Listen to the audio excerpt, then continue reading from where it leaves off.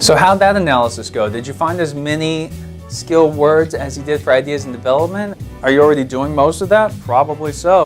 One aspect that I find really interesting is this idea of formal style. That's something definitely worth time to discuss with students and maybe even practicing. Could have them practice by turn to your partner to the right and greet them formally. Now turn to the person to your left, greet them informally. Notice the difference? Let's talk about, some of them might already have email addresses, and I always used to talk about with my students, you need to come up with an email address that's also professional because you're going to be writing resumes someday and you don't want babyg234@yahoo.com as your email address. No one's going to take that seriously.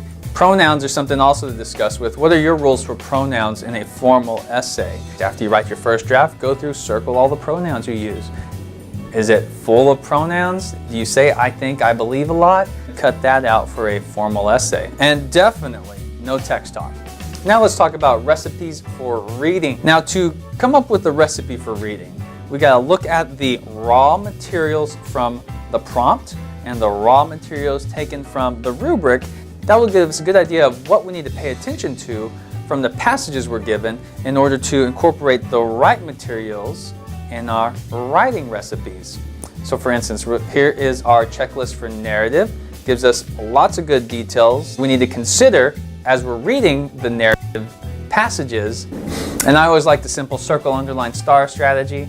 I think it's easier to keep track of a pencil than a highlighter personally. I'd have them go through and circle those topic vocabulary words in the passages that they're given. Of course, for them to circle topic vocabulary, they also need to put a star next to and identify the topic of the passage that they're reading. If they identify the topic, then they can go through and identify the vocabulary words associated with that topic.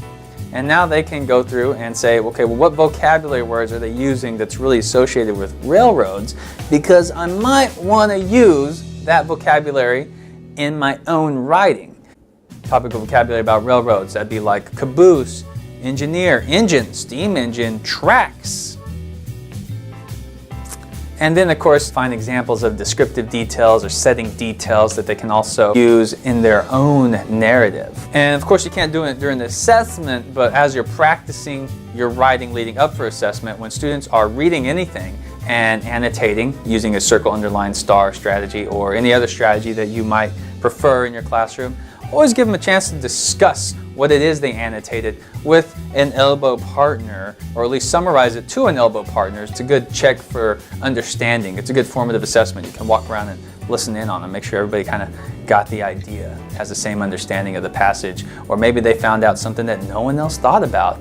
Expository. When we've identified the text as an expository text, we know that we're looking for, in the passages, we're looking for facts, definitions, details, quotations, and examples. When we find examples, quotes, definitions, and facts in the passages we're given, we are going to keep track of those and then organize them in our own paper in order to explain something. So again, they need to identify the topic and circle the topical vocabulary, but what they're going to underline is a little different. They need to pay attention to any quotes, definitions, facts, and examples that could be in the passages. And then, of course, don't forget to, as you're practicing, discuss it, right? Discuss, well, what's your favorite fact? What's your favorite quote? What's your favorite definition? Why is that important or relevant to the topic at hand? How does that help explain whatever your guiding question is in the prompt?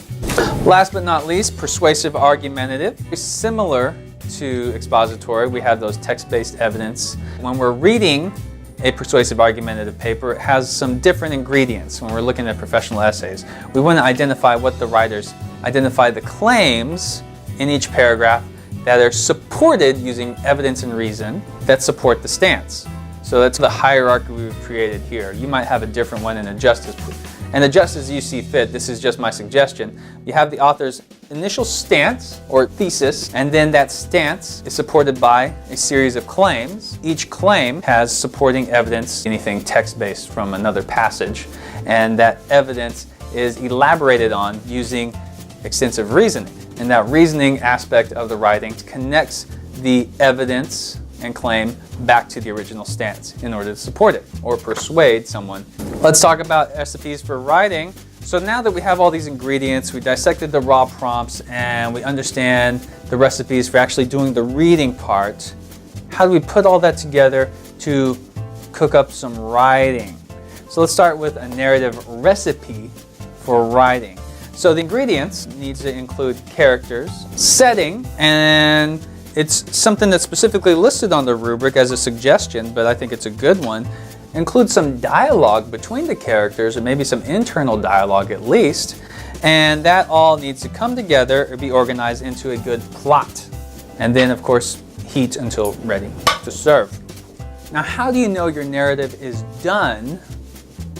Well, we're going to use an old trick called Somebody Wanted But So. Somebody Wanted But So covers the basic elements of a plot from start to conclusion, includes the character's motivation, and of course any roadblocks that gets in the way of the character's main goal or objective. Let's use Cinderella as our example. So somebody, Cinderella, wanted, what did Cinderella want? To go to the ball, that's right. But what happened? That's right, family got in the way. Ugh. So what was the resolution? Well, we know that fairy godmother intervened and so forth and so on, happily ever after. So that's a good way for students to check if their narrative really fully follows that plot line and drives the plot. But I think also most importantly, it can also help ensure that the plot is driven by characters, a well-described setting, and dialogue. Talk about expository reviewing. We're using all these elements and bringing them together to help explain something. One structure that I think is fun is the expository monster. Here we have the expository monster on our butcher paper, all dissected up, and we're going to pinpoint the good parts of the expository monster. Disclaimer, not all expository monsters are created equal. Some have more spikes than others, so keep that in mind. This is just one general, the most common expository monster, the 3-spiked expository monster. Expository monster will have an introduction that has bite to really get the reader's attention. They have a main point or a thesis that's part of the introduction. That is followed by body paragraph, and each body paragraph has a topic sentence. It's a minor point that supports the thesis. And then of course there is a conclusion that covers the same ground as the body and restates those minor points. In the body, there are different types of evidences that can be moved around, and it's up to the writer to decide, well, which has the best flow. Now here's my favorite recipe. It's a recipe for persuasive argumentative writing. This recipe starts by preparing then mixing the following ingredients: a stance and supporting paragraphs that build upon each other. The supporting paragraphs lead to a counterclaim that they need to overcome. The counterclaim is an idea that negates or disagrees with the writer's stance. Each supporting paragraph contains a claim that transitions to the evidence that can be text-based or speak from personal experience, and this is connected back to the stance using elaborated, original, extensive reasoning. Add an introduction and conclusion paragraph, and now we have a complete recipe for strategically writing a persuasive argumentative essay. We have our introduction paragraph represented in the front. That includes our stance. You can say that represents one paragraph. We have 3 paragraphs in the middle of supports, a 4th paragraph addressing the counterclaims, the possible counterclaims, and then a final paragraph with the conclusion. Doesn't mean you have to adhere to this recipe. It's just a visual representation of the recipe itself. You can do 2 paragraphs for supports and 1 paragraph for counterclaim, making 3 paragraphs total. The supports are like spices. There are an abundant types of supports to mix together, and some are clearly listed in our standards as shown here. Much like we did with the rubrics, we can filter out the standards and create a shopping list of spicy supports. It may be easier for students to keep track of all the types of supports by creating broad categories for each to fall under. As shown here, they are categorized in arbitrary levels, level 1, 2, and 3, based on proposed difficulty of use. I encourage you to come up with your own categories that meet the tastes of your students, either with your students or maybe with your department. Once students have an organized understanding of types of supports, they can begin practicing using each in their own writing. Encourage students to mix up these types of supports and their order, then discuss which creates the best flow. On page 28 of your handout, I have a student handout for ethos, pathos, and logos. This is one of my favorite ways to teach students how to use persuasive appeals. And if you'll notice, looking at the handout, I think everything else, all the other types of supports that we just went over in the past standards or took out from the past standards falls under one of these three categories. So this is another good way to think about it. Rather than just level 1, level 2, level 3, you can think of them as pathos, logos, and ethos and have students work with that terminology. One fun fact, even though students might mispronounce pathos, logos, and ethos, once they have a general understanding that this is what they're doing when writing a persuasive argumentative paper, they feel like a ninja when they say, well, I have my essay and it's full of logos and I end it with some ethos. Practice with the most perfect sentence in the world. It's actually listed at the top of the handout right here. It is the most perfect sentence in the world because it contains pathos, logos, and ethos in one sentence. It's a great way to get students to understand what pathos, logos, and ethos is within one class period. Not master it by any means, but they have a good understanding of what it is. Let's talk about recipes for evidence. There really is no clear-cut, correct number or percentage of using quotes, paraphrasing, or summarizing as far as the writing assessment is concerned. The most important aspects are to focus on whether or not the students in their writing have addressed the prompt and fully explained whatever the prompt is asking them to do using their own original reasoning and pulling some evidence from the text. It doesn't have to be all evidence from the text. They can even include their own personal experience with the evidence from a text. So let's talk about using quotes, paraphrases, and summaries in your expository or persuasive argumentative essays. Well, quoting, I feel, is like salt. You can use too much salt. We know it's tasty, especially on popcorn, but it's bad for you and you want to use it sparingly. Too much sodium is just awful. It makes me really bloated. If there is just absolutely no better way to restate or paraphrase something taken from the text in your own words, sure, use a quote. I probably wouldn't go crazy with the quotes, but I definitely want to spend time really elaborating on why this particular quote is important to understand my stance or whatever the topic is I'm explaining. Now, one thing that I would use often, paraphrasing.